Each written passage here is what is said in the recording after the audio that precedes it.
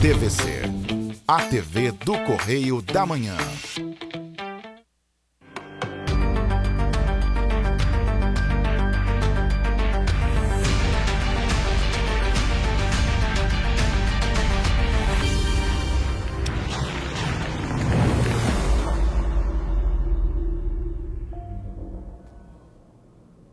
Olá, meus amigos, tudo bem? Hoje, 6 de junho de 2022, nós temos a honra e a satisfação de bater um papo com Gabriela Sampaio, empreendedora, matchmaker. Está chegando aí o Dia dos Namorados, então o assunto é mais do que propício. Vamos bater um papo aqui bem descontraído, tranquilo, para você que quer mais informações sobre esse tema. Gabriela, seja bem-vinda ao programa Abrindo o Jogo. Muito obrigada, agradeço a oportunidade, o convite por estar aqui hoje falando de um assunto assim que é antigo, mas muito novo, porque muitas pessoas assim não têm conhecimento da existência e do benefício de uma agência de relacionamento. Então eu que agradeço. Não, é verdade, vamos aqui desenvolver o tema, o assunto, e é mais do que propício porque o Dia dos Namorados está chegando. Isso aí, com certeza. Então, como funciona, uma pergunta até que me vem aqui à mente, como funciona uma agência de relacionamento? Como é que é isso, Gabriela? Uma agência de relacionamento é uma empresa especializada em unir pessoas para um relacionamento sério, né, que busca realmente relacionamento sério. Então, quem pode se cadastrar numa agência? Pessoas que não têm nenhum tipo de impedimento, então pessoas solteiras, divorciadas, viúvas. Então ela busca essa empresa, a gente realiza uma entrevista com ela, para entender o seu perfil, o perfil da pessoa que ela busca, e a partir dessa entrevista que a gente realmente faz essa conciliação dos perfis. Entendi. Uma preocupação que deve ser recorrente é relacionada à exposição. É guardado sigilo, enfim, é protegida a personalidade dessa pessoa? Sim, com certeza, porque essa busca é feita de uma maneira interna, dentro mesmo da agência, diferente de muitos sites e aplicativos que o seu perfil fica ali exposto, né? Então não é um Badu da vida, Não, de jeito nenhum, de jeito nenhum. É bem diferente realmente de aplicativos. Porque até mesmo nesses aplicativos tem de tudo, né, gente? Infelizmente. Tem pessoas ali que estão intencionadas, perfis fakes, né? Sim, às vezes são pessoas até casadas, né? Que estão ali em busca de aventuras. Então, numa agência de relacionamento, isso não acontece. Como eu falei, por exemplo, só pessoas que não tem nenhum tipo de impedimento mesmo, consegue se cadastrar. E a gente faz toda uma pesquisa, então torna-se também algo seguro, que é uma coisa também que as pessoas têm que se preocupar quando o assunto é relacionamento online, né, com pessoas que você conhece pela internet. Hoje a questão da internet ela está difundida aos quatro cantos, então é muito comum, né, até mesmo essa nova sistemática de conhecimento, de relacionamento social, não somente nessa questão amorosa, nessa questão de relacionamento, mas a internet é um grande vetor hoje, que proporciona o conhecer um ao outro e estar ali interagindo. Sim, com certeza. A internet veio para facilitar a nossa vida, mas com ela, infelizmente, vieram também muitas coisas que a gente precisa se preocupar. A gente precisa se preocupar, né? Sim, exatamente. Quais se a gente pudesse enumerar algumas dicas relacionadas a esse contato com a agência, com a outra pessoa, as dicas assim, de segurança que você passaria para quem nunca ouviu falar, se interessou e gostaria de estar conhecendo mais? Eu vou dividir um pouco então sua pergunta. Por exemplo, cuidados quando a gente realmente conhece alguém pela internet. Sim. Primeiramente, é você realmente anotar as informações que ela te passa e depois de um tempo voltar a perguntar, para ver se não vai haver contradição. De repente conta aquela história bonita, pois maravilhosa, pergunta novamente e já mudou tudo. Exatamente, então já desconfia se a história dessa pessoa mudar. Segundo, fazer sempre chamada de vídeo antes de encontrar a pessoa, para ter certeza que ela é aquela ali da foto. Porque muitas vezes a pessoa assim inventa uma desculpa, não, é porque eu não tô legal, quero fazer uma surpresa, mas né, você tem que desconfiar. O bom da agência é que nessa parte tem essa segurança de não fraudar a foto. Não, totalmente, porque passa pela gente, né? Por um profissional. A gente faz uma entrevista com essa pessoa, ou pessoalmente, ou pela internet, com a facilidade, né? Sim. Mas assim, a gente está vendo a pessoa que está ali, Pode ela fazer uma envia... chamada de vídeo também. Sim, ela envia a documentação para a gente, comprovando realmente, né, a veracidade de tudo aquilo. Então é bem realmente seguro, é bem diferente. Então não tem jeito. Fidias quer mandar lá uma foto para a agência, eu falo, não, mas eu gosto aqui, eu acho o Janequine bonito, quero mandar a foto do Janequine. Não pode, não dá. Não dá, porque Não a gente dá. vai fazer uma entrevista e vai perceber que não é. Não, eu tô brincando. Mas assim, então essa segurança de realmente ser a pessoa que está ali no perfil, que está ali na foto, das informações da vida dela, a agência ela consegue dar mais essa segurança. Sim, com certeza, porque a gente vai checar, né? A gente faz toda uma pesquisa mesmo para saber se aquela pessoa não tem nenhum tipo de problema, né? Sim. Então, realmente, sim, quando os nossos clientes vão encontrar o seu par ideal, realmente ela pode ter um encontro seguro, né? Uma outra situação que me chamou a atenção, que eu te faço a pergunta, é relacionado a essa possibilidade de se cadastrar. Ela tem muito a ver com um perfil econômico, ou ela é aberta a todos? Ela realmente existe essa possibilidade desse acesso à população em geral? Ótima pergunta, porque até hoje, assim, agências de relacionamento sempre tiveram um valor muito elevado, então acaba realmente restringindo ali, né, as pessoas. Mas a gente trouxe, assim, por um valor mais acessível, para a gente realmente conseguir ajudar o maior número de pessoas. Então, com certeza, sim, a gente vai ter um plano que vai caber no bolso das pessoas. Isso é importante, né?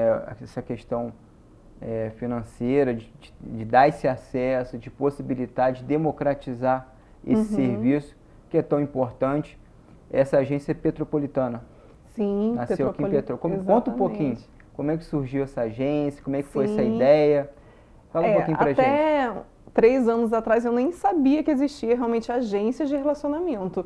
E assim, até pela minha própria dificuldade de achar realmente alguém para um relacionamento sério, minhas amigas reclamando e amigos também. Falei, gente, se organizar direitinho, todo mundo namora. Então, quando eu descobri realmente da possibilidade da existência de agências de relacionamento, eu pensei, não, vou realmente trazer isso para Petrópolis, para poder realmente ajudar as pessoas. Então, nasceu desse desejo mesmo, né? E ela atende só petropolitanos, ou qual a abrangência de atendimento? Não, a gente atende pessoas de todo o Brasil, né, e até mesmo do mundo. Se tiver alguém realmente de outro país querendo se cadastrar com a gente, é possível também.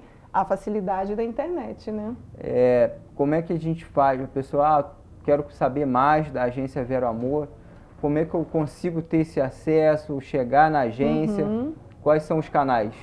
Bom, através das nossas redes sociais, que é a Agência Vero Amor, site, ou através do próprio telefone mesmo, que é o DDD 24 999 3 54321. Então é bem fácil, né? E para exemplificar, para a gente tornar aqui mais palpável isso, sempre, claro, né, resguardando, né, o sigilo, a identidade das pessoas, Sim. preservando isso, tem algum caso específico, alguma situação que te marcou nesses 3 anos aí que você vem caminhando, né, com a agência? Então, assim, a agência é recente. Sim. Ela nasceu no coração final do ano passado e efetivamente foi início desse ano, janeiro de 2022. Então, a agência é recente. Eu conheci a possibilidade, né, de uma agência de relacionamento há 3 anos atrás. Entendi. Mas a minha é bem recente. E, assim, tem sido muito gratificante, até pelo retorno mesmo que as pessoas nos dão, né? Que realmente elas se sentem, assim, cuidada nessa área tão delicada que é a emocional, né? E uma coisa também que me fez lembrar aqui é que na minha agência de relacionamento, a pessoa não tem oportunidade apenas de conhecer o seu par ideal. Ela recebe dicas de diversas áreas da vida dela para que ela possa assim, se desenvolver ou se aperfeiçoar em cada uma delas, para ela alcançar uma vida plena por completo, e não só na área sentimental. Vamos dizer assim, que tem uma parte de mentoria, uma parte de acompanhamento. Eu tenho uma equipe de parceiros formado por psicólogo, nutricionista, educador físico, educador financeiro, e a gente dá dicas para essas pessoas em todas as áreas, na espiritualidade, na educação financeira mesmo, no cuidado com o corpo, porque ela precisa estar bem em todos os sentidos para conseguir tornar esse próximo relacionamento dele duradouro. Então a gente tem esse cuidado ali, né, com as pessoas. Deve ser um índice bem até elevado, né, dessa dificuldade desse relacionamento, que a gente vê que, até comentei em alguns programas passados, do aumento dos números de divórcio em função da pandemia. Chegamos a um aumento de 40% no número de divórcios registrados em cartório, tá? Então a questão não só a separação, mas efetivamente ali registrado. A pandemia, de fato, ela trouxe dificuldades, trouxe situações nesse relacionamento interpessoal, né? Porque o afastamento, né? Uma das medidas que são pautadas do afastamento, consequentemente, gera efeitos. E deve ter atingido também, sobretudo, essa área, né, de relacionamento. Sim, as pessoas, assim, muitas vezes tiveram que conviver por um tempo maior. Muitas pessoas, assim, ficaram desempregadas, então problemas financeiros começaram a chegar. E os casais tiveram também essa dificuldade, né? Então, assim, realmente foi bem desafiador essa questão aí da pandemia em todos os sentidos e para o relacionamento também. Sim. Quando você fala que a agência ela é muito mais abrangente que simplesmente unir perfis, né? Porque vocês vão além disso, todo um trabalho de acompanhamento, de desenvolvimento pessoal. Vocês também atendem pessoas que já estão, vamos dizer assim, casadas ou já estão namorando. Sim, realmente assim, o que a gente fez? Esse projeto de desenvolvimento pessoal, nós chamamos de Vida Plena, né? Construindo Vida Plena. Então, esse projeto, qualquer pessoa pode ter acesso, justamente porque você pode estar num casamento, num relacionamento, está tendo ali algumas dificuldades, não está bem consigo mesmo, sabe? Questões que você precisa resolver. Então, a gente também vai te ajudar em relação a isso. Então, para esse projeto Vida Plena, você pode estar no relacionamento e fazer parte dele. Não necessariamente está em busca, né, do companheiro, Isso, mas exatamente. desenvolver e aperfeiçoar um relacionamento que já pré-existe, que está ali em funcionamento, em andamento, nesse desenvolvimento. Exatamente. Isso é muito legal, Gabriela, porque mostra toda uma responsabilidade social. A gente se conhece, que a Gabriela é uma amiga, a gente se conhece da igreja. Até mandar um abraço para os pastores Arthur, pastor Juliano, da Igreja Batista Atitude. E a gente tem como preceito, eu tenho certeza, foi até um dos motivos que, né, fundamentou a sua vinda aqui, esse preceito cristão. Claro que independente pode falar um pouco, né, independente da religião, mas esse preceito cristão, de uma vida cristã, de um relacionamento realmente puro e genuíno, não é isso, Gabriela? Sim, com certeza, porque o amor verdadeiro vem de Deus, realmente, né? Quando a gente pensa em amor, a gente pensa em Jesus Cristo que entregou a vida por nós, né? Então, assim, realmente na agência a gente trabalha também a questão da espiritualidade, não necessariamente a religião, que não é nisso, a gente respeita, né? Cada um tem a sua, mas é importante você se conectar, né, com esse Deus Criador, que você encontre o seu propósito de vida, porque nós não estamos aqui por acaso. Tem um motivo para a gente estar aqui. Será que você já descobriu o seu? Será que você leva uma vida feliz, né? Se sente realizado, realizada? Então a gente quer também levar essa reflexão para as pessoas, né? Ou seja, é um conteúdo que vai muito além ali, uma aventura, né? Quero uma aventura aqui, então não procura a agência Verão Não, Roxo. por favor, não. Para aventura não, com certeza. E tem coisas assim que nós precisamos assim despertar para a gente realmente conseguir ser feliz, verdadeiramente, que é isso que Deus quer para nós, né? Então assim, como que está a questão se você consegue ser grato pelo que você tem? Porque quando a gente não é grato pelo que a gente tem, a gente não vai alcançar coisas maiores, né? Quem não é fiel no pouco, né? Não vai ser fiel no muito. Então, assim, algumas questões que a gente trabalha mesmo com as pessoas, né? Sim. Então, assim, os canais que você tem, você consegue conectar com a agência através do YouTube, do Instagram? Sim, Instagram, Facebook, YouTube, nosso próprio site. Tem relatos lá que a pessoa que está em cadeia, eu quero entrar para ver se tem algum relato, algum depoimento. No site tem? No site também temos depoimentos, tem sim. De pessoas lá tem que foram bastante atendidas. informação. E essas informações lá tem um passo a passo. Como é que funciona? Fala um pouquinho para a gente do site. Como é que está estruturado o site? Se tem passo a passo? Dúvidas para tirar? Como Lá é que funciona? realmente a gente colocou assim as dúvidas frequentes, que a pessoa realmente pode entrar. E se continuar dúvida também, com alguma dúvida, é só entrar em contato diretamente conosco, né? Através ali do do telefone mesmo, WhatsApp. Lá no site as pessoas encontram dicas também, a gente disponibiliza dicas para todo mundo. Disponibilizamos também um e-book gratuito sobre as 5 linguagens do amor.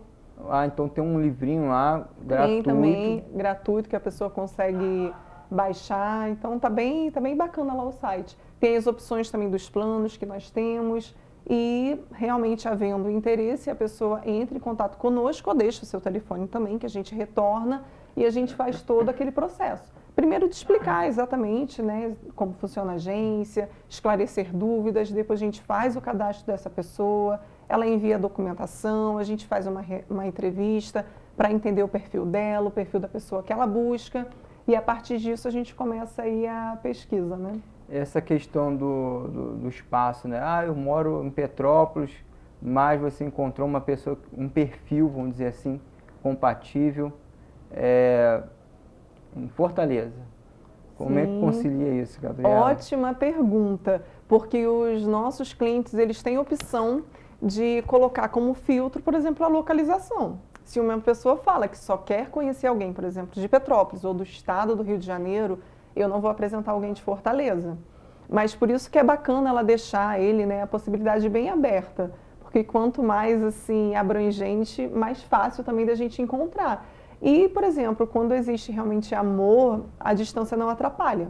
A pessoa realmente faz por onde estar juntos. Então, assim, é possível também um relacionamento com alguém distante, mas realmente é opcional. A pessoa que vai determinar a questão da localização.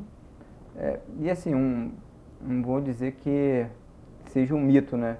Mas eu pelo menos pensava muito que o amor, a gente tem que ser aquele à primeira vista.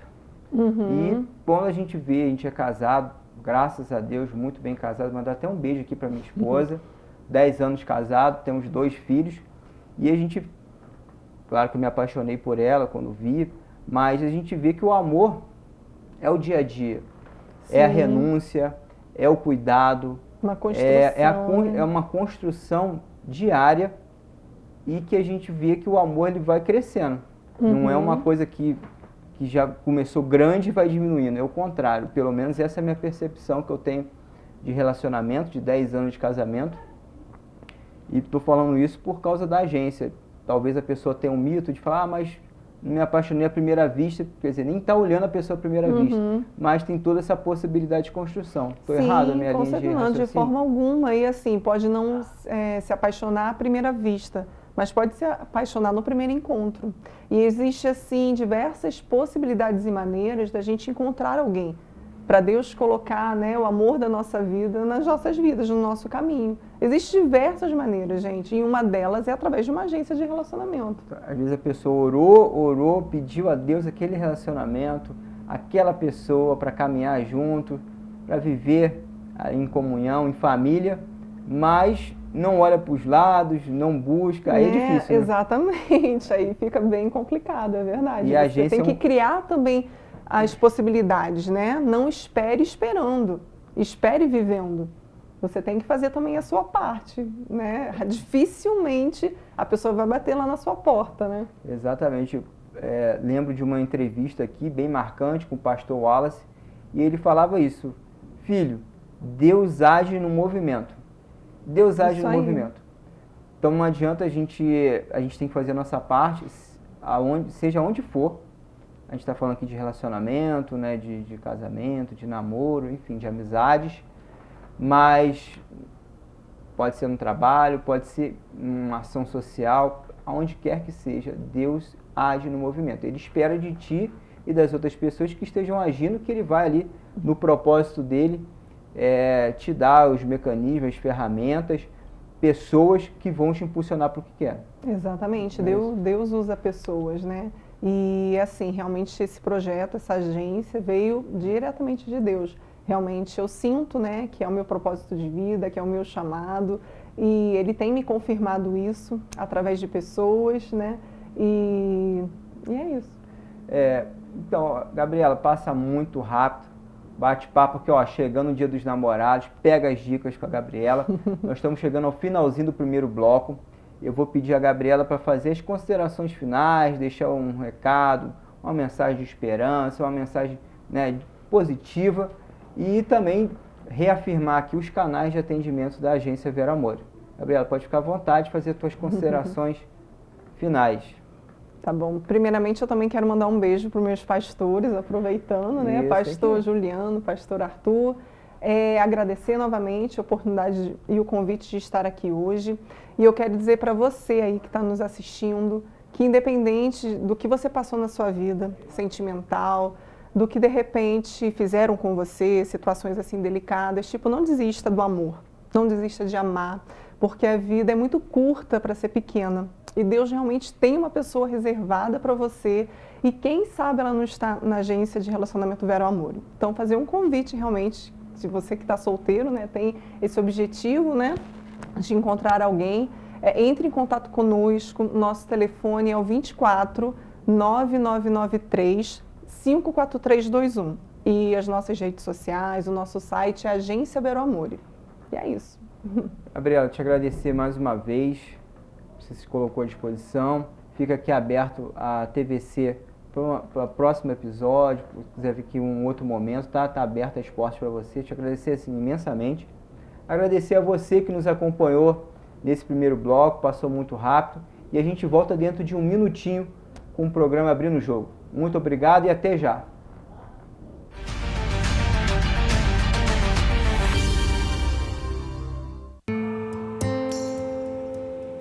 Mulher só sabe pilotar fogão.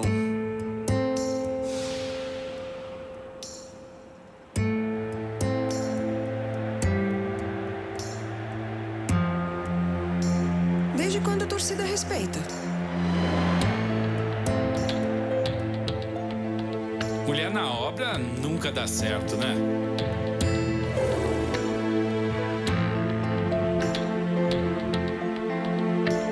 Nenhuma mulher chegou à diretoria. Está na hora de derrubarmos mais um rótulo: a desigualdade na política. Nós já tivemos várias conquistas, mas precisamos ir em frente. Faça você parte das decisões do seu bairro, da sua comunidade, do seu município. Quanto mais participação feminina na política, mais democracia.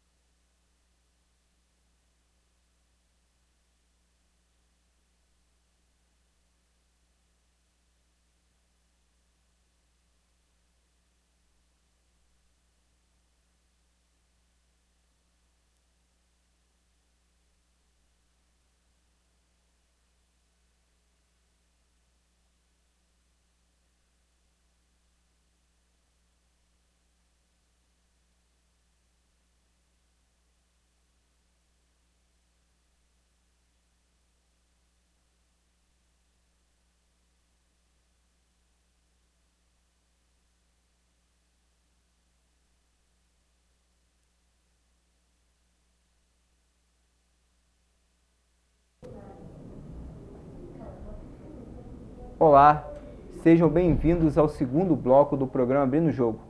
No segundo bloco, nós temos a honra e a satisfação de dar continuidade, bater um papo com o advogado Carlos Neves.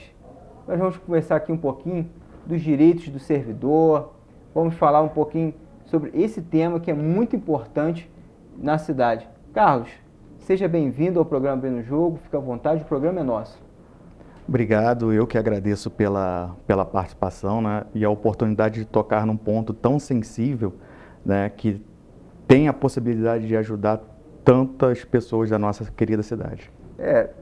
Quando a gente fala em servidor público, na cidade tem os servidores públicos federais, estaduais e municipais, que eu não tenho esses números, mas acredito que deve chegar a quase umas 8 mil pessoas, aproximadamente, ou mais.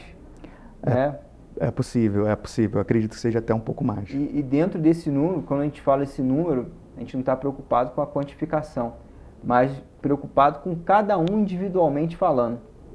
E dentro desses direitos, porque tem o nível estadual, federal e municipal, como é que funciona isso, essa complexidade, essa gama de proteção jurídica ao servidor público?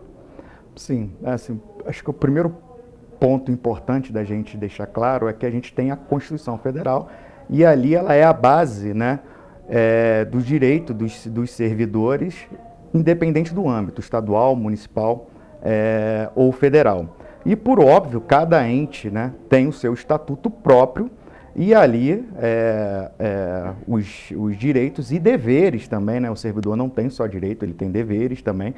E em cada âmbito, o servidor da União, ele vai ser regido pelo Estatuto Federal. O do Estado, pelo Estado, e o do município, que vai ser o nosso recorte de abrangência no bate-papo de hoje, pelo Estatuto dos Servidores Municipais. Quando a gente, então, sabendo muito bem colocado a proteção jurídica partindo da Constituição, nossa lei maior, nessa lei que realmente que dá essa proteção, que dá essa segurança jurídica para os demais direitos, para as demais situações que envolvam os servidores públicos. Especificamente em Petrópolis, qual situação assim, que você chamaria mais atenção, que está em voga, para as pessoas saberem, pode ser relacionado a um servidor da educação? Sim, eu acho... A situação envolvendo os servidores da educação em Petrópolis, elas têm uma particularidade recorrente, né, de ofensa ao direito da classe, né. A gente tem hoje em Petrópolis acontecendo um desrespeito, na verdade, desde 2011, da observância para os professores da educação da reserva de 1/3 para planejamento de sala de aula, esse 1/3 remunerado. A gente sabe que não está efetivamente implementado essa reserva de 1/3 para o planejamento de sala de aula, que é resguardado por lei desde 2011. A gente tem, além dessa situação dos servidores da educação, isso para todos os servidores do município, na transição de um governo para o outro, houve um aumento de 6,2 que foi efetivamente implementado, isso em 2017, foi efetivamente implementado agora, em setembro de 2021. Então, nós temos essa defasagem que não foi paga aos servidores de janeiro de 2017 a setembro de 2021. Isso independente se é da educação ou de outras classes, que o servidor deve buscar orientação para que possa recuperar, porque isso é direito dele. Esses 6,2 ele é relacionado ao salário?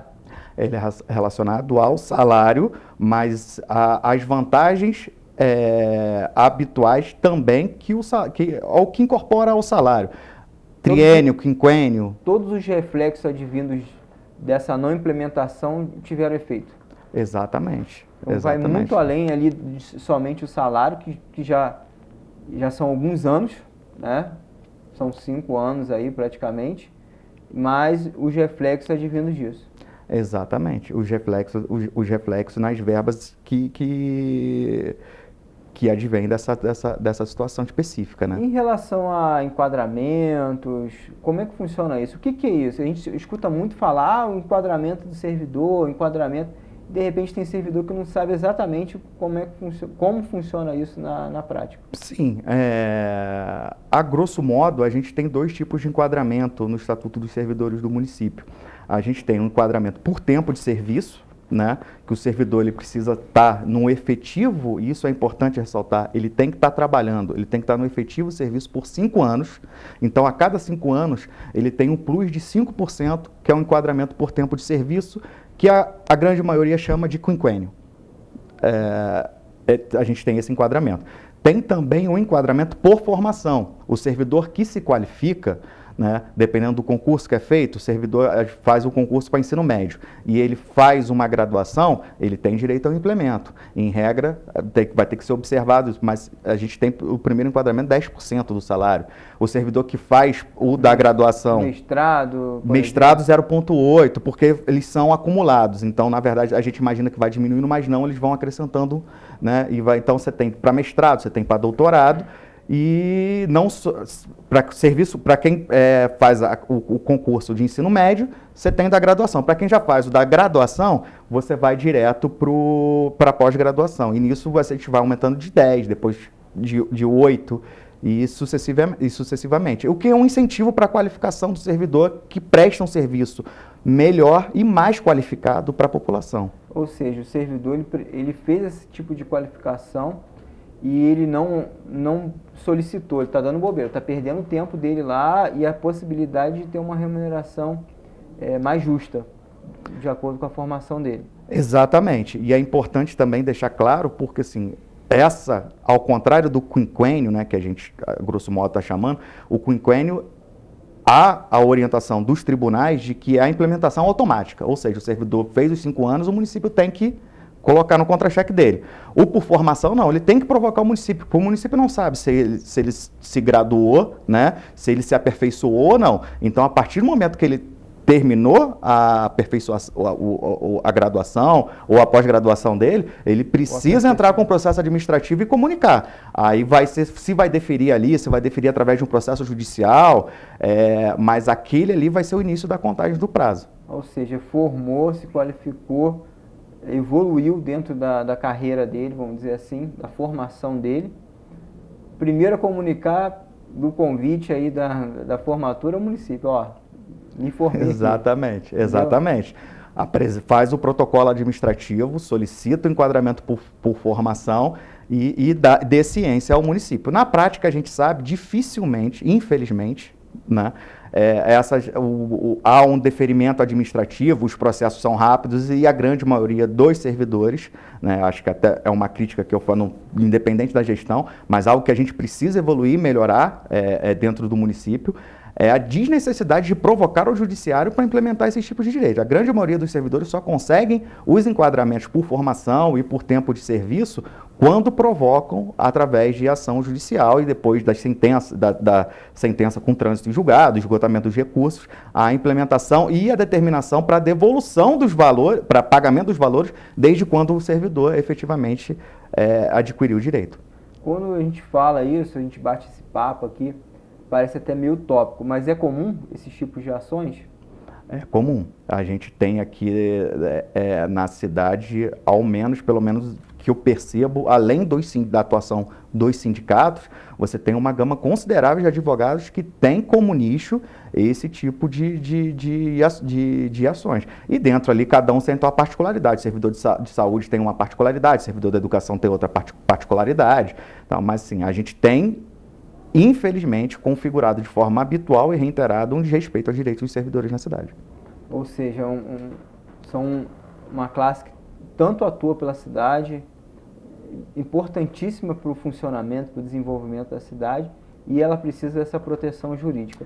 Ela precisa dessa proteção jurídica, ela precisa, acho que é o primeiro ponto, exatamente. Eu acho que ter esse conhecimento, né, dos direitos dele, o que de fato, e perder um pouco o medo. Eu percebo boa parte dos servidores com muito medo de uma repressão, de uma perseguição política. Eu percebo que eles também precisam perder esse medo, já que isso não acontece e nem pode acontecer. Na prática, diante da tua experiência como advogado, acompanhando os clientes, você vê essa perseguição, você vê realmente isso acontecendo com os servidores ou de fato há todo um profissionalismo ali, há toda uma impessoalidade, vamos dizer? Sim, eu vejo mais um medo do servidor, um receio infundado. O receio, né? Exatamente, infundado de ser perseguido, de perder determinadas situações. Eu estou num cargo de comissão ou estou numa função gratificada e se eu entrar com ação, eu vou perder isso. Eu acho que, assim, primeiro ponto, o servidor precisa entender que a função gratificada e o cargo de comissão é temporário. Ele pode perder a qualquer momento, independente de uma atuação ruim dele ou não. É de livre nomeação.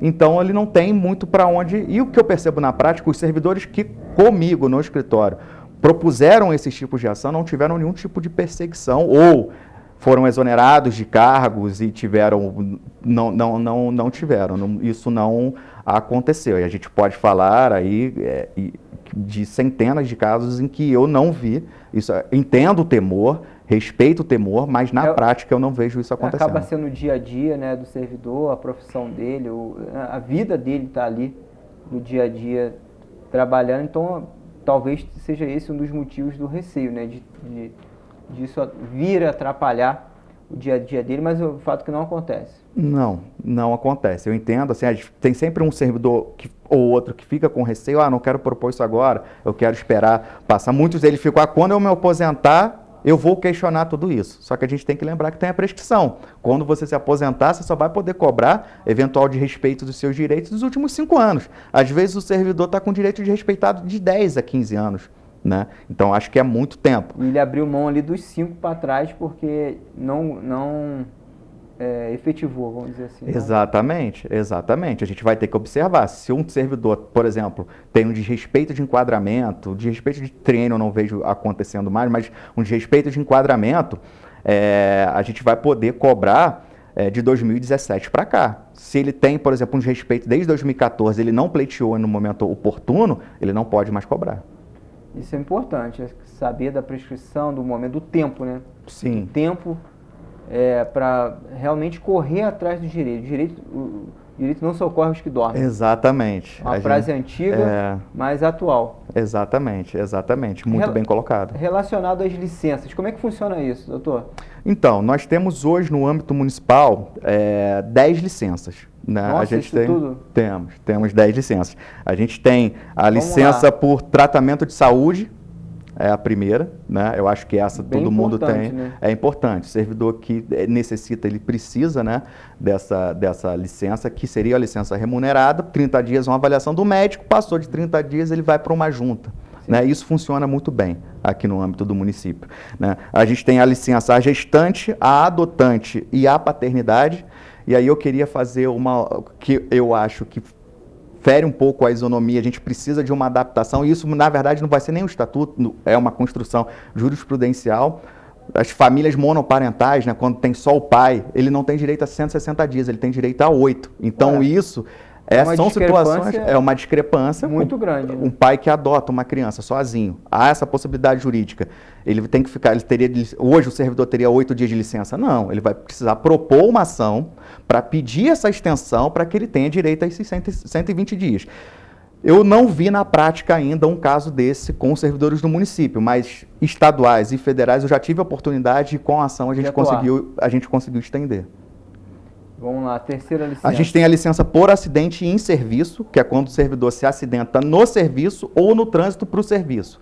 Aí também é uma licença remunerada. Ou seja, está a caminho e acontece alguma situação, ele tem esse direito. Ele tem esse direito, exatamente. É importante a gente frisar, porque não é comumente divulgado esse tipo de licença, né? Não é. E ele tem esse direito, A gente tem também a licença por motivo de doença em pessoa da família, né? E é importante a gente limitar que o estatuto diz sobre pai, mãe, filho, filha, marido, cônjuge, esposa, companheiro, enteado.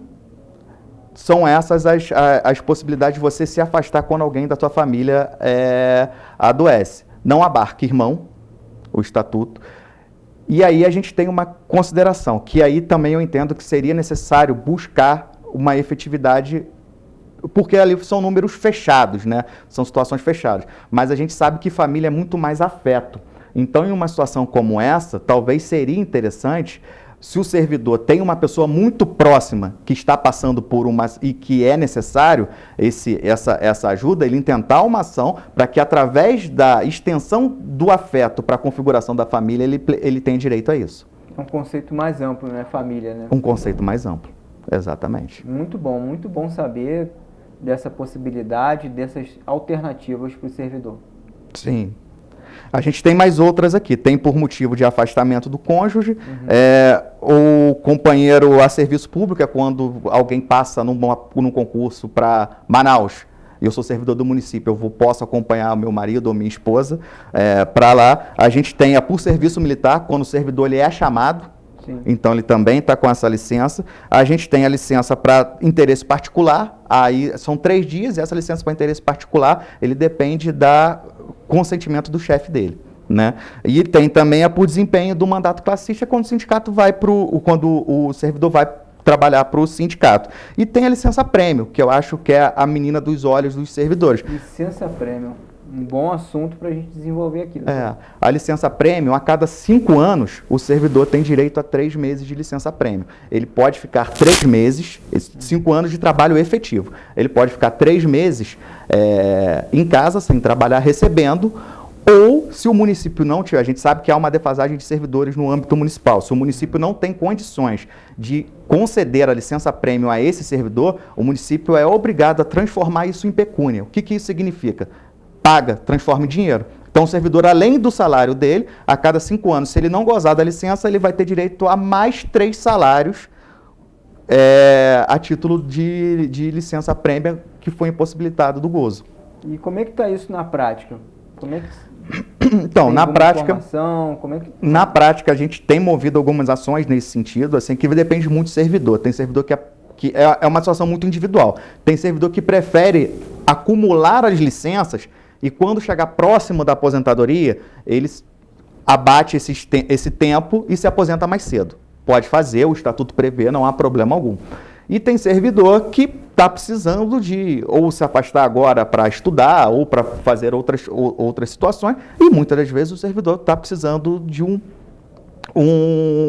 valor em casa para ajudar, e está preocupado com o recebimento da pecúnia. O que eu oriento? Servidor, preencheu o requisito, faça o requerimento administrativo. Ficou parado 3, 4, 5 meses, vamos propor uma ação e a gente solicita que ou converta, ou goze a licença, ou converta em pecúnia e receba. Na prática, a grande maioria das ações, que a gente não posso dizer 100%, porque já vi casos onde o município concedeu a licença, mas a grande maioria, até em razão dessa defasagem, a gente sabe, principalmente no âmbito da educação, que a gente sabe que tem servidores com contrato temporário, a gente não consegue, né, atender toda a população com o quadro efetivo que temos hoje. No âmbito da educação, você pede essa conversão em pecúnia, o servidor acaba recebendo aí 3 salários dele em razão da licença prêmio. A gente está falando muito de servidor aqui, mas existem situações da pessoa que trabalhou como RPA. E essa pessoa que trabalhou por contrato, ela tem direitos? Como é que funciona isso, doutor? O RPA, ela tem direitos, mas aí não baseado no estatuto, né? O RPA, ele vai ter o direito... o que eu percebo e vejo muito na prática também, envolvendo essa situação de RPA. O servidor trabalha, vai bonitinho, vai recebendo o salário dele sem maiores problemas. Quando há uma mudança de gestão, seja do governo ou a empresa que estava contratada, ela sai e se contrata uma nova, a gente percebe uma postura de a empresa a qual o servidor estava vinculado, né, e recebia por RPA, ela simplesmente não paga as verbas rescisórias desse servidor. O que eu aconselho nesses casos ao servidor? Propor uma reclamação trabalhista, questionando esses direitos da empresa, mas incluir o município no polo passivo, porque de fato foi o município que se beneficiou da força de trabalho desse servidor. A gente sabe que tem RPA dentro de unidades hospitalares, a gente sabe que tem RPA dentro da orientador, professor dentro das escolas municipais, e essas pessoas, de fato, elas não prestam serviço. A empresa é uma terceirizada.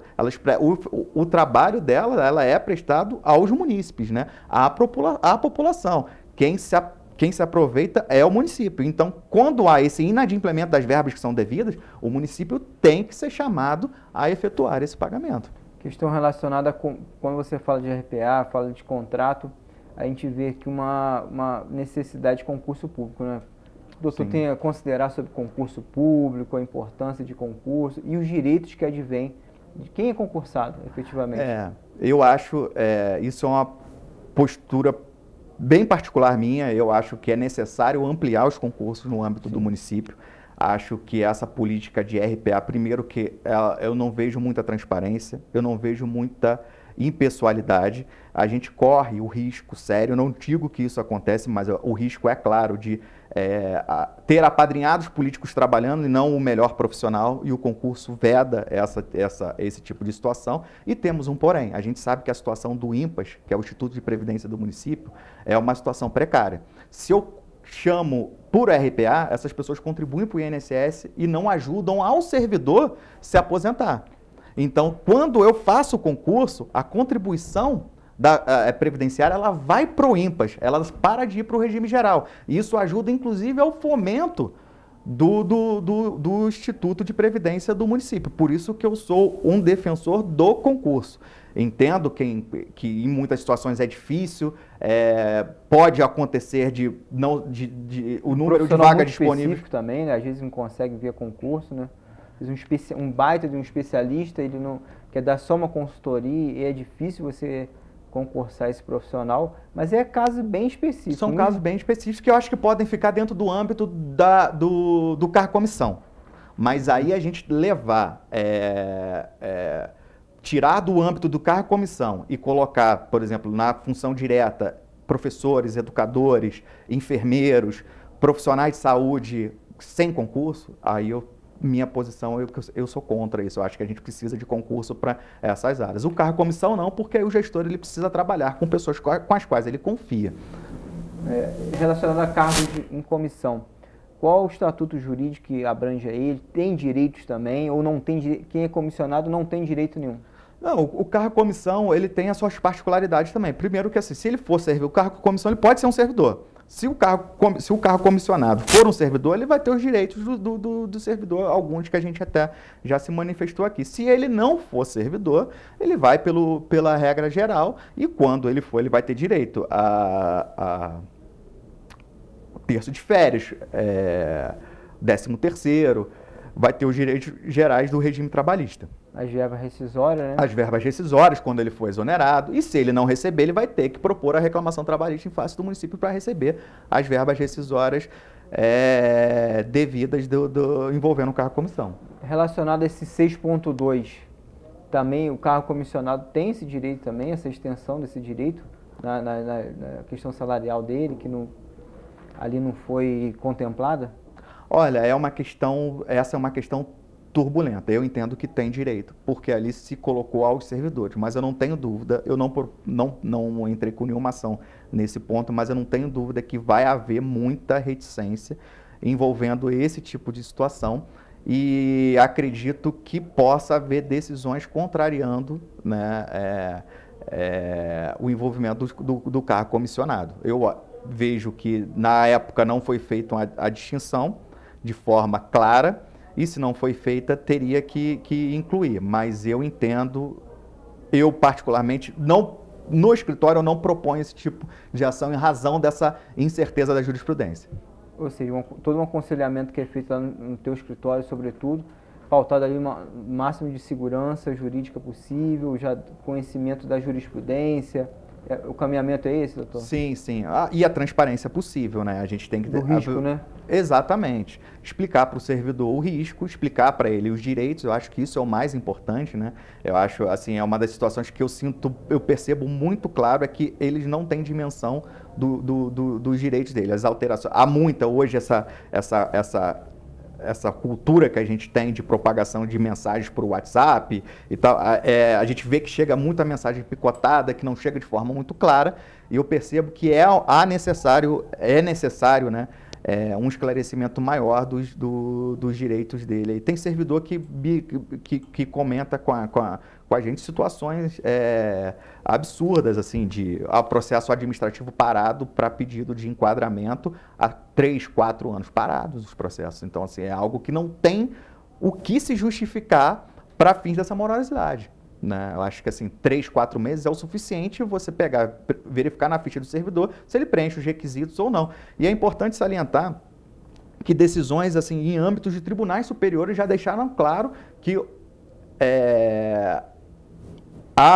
o enquadramento por formação, por tempo de serviço, os triênios, eles não necessitam de uma análise do impacto orçamentário do município, é direito do servidor. Então, o município, ele não depende, e com muitas das situações, eles dizem, olha, não estou enquadrando porque eu vou me desvirtuar do orçamento. Ele tem que incluir essas possibilidades e isso não é justificativa para não enquadrar e para não... A insuficiência de dinheiro, né, de previsão orçamentária, não é requisito para indeferir. Isso não é. Isso é pacificado em âmbitos superiores, em tribunais superiores, é algo que o servidor pode ficar tranquilo. Não quero propor, não quero questionar agora porque a gente acabou de passar por uma crise, estava em estado de calamidade. Estado de emergência. Estado de emergência. Olha, você servidor, você nada tem com isso. Então, se tem que se cortar, e uma das formas que se determina o corte, quando isso acontece, se chegar a esse ponto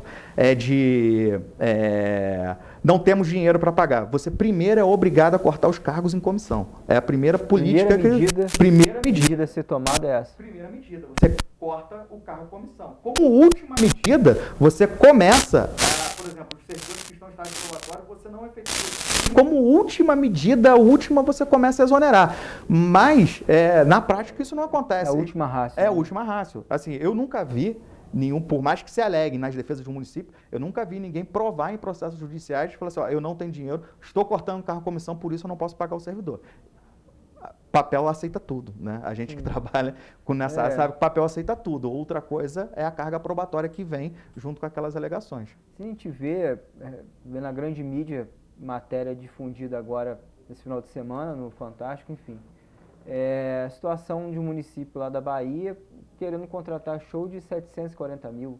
O município tem um orçamento pequeno, insuficiente para cumprir com as obrigações dele e querendo contratar shows e shows. Então, assim, essa previsão orçamentária, esse argumento, ele é inválido. Ele é inválido. Essa situação particular até que você comentou, ela chega a ser até mais ofensiva porque são municípios que estão em estado de calamidade pública em razão das chuvas. Então, receberam dinheiro, verba pública, para ser implementado na reconstrução da cidade e não para estar fazendo show. Eu acho que, assim, é óbvio que a gente que trabalha com isso, exatamente, a gente precisa de cultura, mas, assim, é o essencial agora, é o necessário. É muito difícil a gente levar essa avaliação para o judiciário. Acho que o judiciário não deveria ser o responsável por tomar essas medidas. Mas quando chega a esse ponto drástico, se a gente não depender de uma atuação... Foi escandaloso. Foi escandaloso. Vamos dizer assim, vamos falar a verdade. Claro que o município lá da Bahia, a gente não está falando do nosso município aqui, que foi assolado também pelas chuvas, viu o amigo em ação no Alto da Serra. Enfim, quero até parabenizar pelo trabalho ali, com teus colegas de resgate, né, Carlos? Obrigado. E o município, a gente torce para ele para voltar ao status que tinha e a importância dos servidores nessa pauta. Exatamente. Né? Eu acho nesse processo, nesse desenvolvimento do município. Exatamente, exatamente. Eu acho que uma classe mais forte, uma classe mais preparada e uma classe com a consciência dos seus direitos, eu acho que fica mais fácil, inclusive numa tomada de decisão coletiva, num ajustamento, de entender até onde eu posso ir, até onde eu posso me desgastar, por exemplo, com o meu secretário, até onde eu não posso, né? E eu acho que isso fica mais fácil, inclusive na abertura desse diálogo, porque dentro do âmbito do secretariado, se você está questionando algo que ele não tem como se eximir, ele vai te chamar para conversar e, assim, de uma outra forma, né? Eu acho que a consciência, né, eu acho que facilita muito isso e torna a prestação de serviço, né, que acho que é a última ponta, a prestação de serviço vai ficar muito melhor. Um servidor satisfeito, com salário em dia, com as implementações e vantagens devidas, ele vai trabalhar muito melhor, a sua criança vai ser muito melhor atendida numa creche, num colégio municipal. Num hospital. O servidor lá da Condep vai estar mais satisfeito, exatamente, né, trabalhando. São áreas que muito importantes, a gente não quer esquecer aqui de nenhum servidor. Sim. Todos eles têm a sua importância, seu papel fundamental na sociedade e na cidade petropolitana. Então é importante que todos saibam os seus direitos e possam reivindicar e possam tê-los exercido de fato. A gente vai caminhando aqui já para o finalzinho, Carlos, muito rápido, nosso bate-papo. Quero te agradecer em nome da TVC, do programa Abrindo o Jogo. Queria que você fizesse as suas considerações finais, deixar uma mensagem e ressaltar toda essa parte de não perseguição que eu achei muito importante, né, de ter do servidor ter essa tranquilidade de reivindicar os direitos dele. Sim, sim, exatamente. Bom, queria agradecer o convite, né? Eu acho que é um papo rápido, a gente não consegue abranger todas as necessidades, a gente dá um panorama geral que acho que já ajuda muito, né? Ressaltar essa questão da não perseguição, isso não pode acontecer, não tenha medo, isso não acontece. E se acontecer, a gente tem uma série de decisões que configuram o assédio moral do gestor em cima do servidor como causa, inclusive, de improbidade administrativa. Então, se estiver acontecendo com você, denuncie, procure o Ministério Público, procure a Defensoria, procure um advogado de confiança para que possa te auxiliar nessa denúncia, mas eu não vejo isso na prática, mas se tiver acontecendo, a gente não sabe, né? Se estiver acontecendo, são situações que você pode estar buscando. É mais no sentido de dar tranquilidade da pessoa não ter o receio de buscar essa informação e exercer o direito. Exatamente. E servidor, busque o seu direito, se esclareça, converse com o advogado, veja se a sua situação de enquadramento, de triênio, de licença, de observância de 1/3 do planejamento de aula, se os 6.2 foram implementados, busque o seu direito.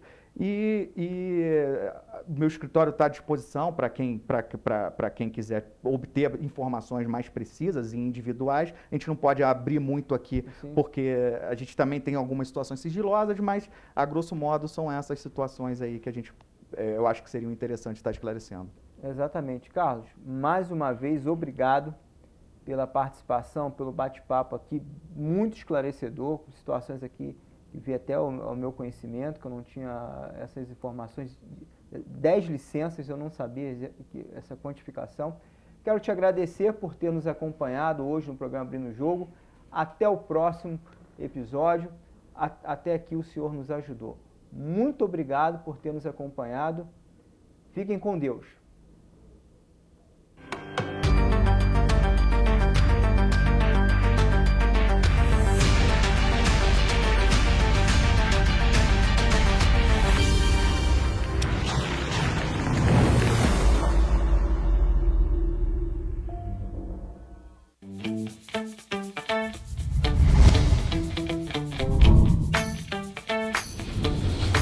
TVC, a TV do Correio da Manhã.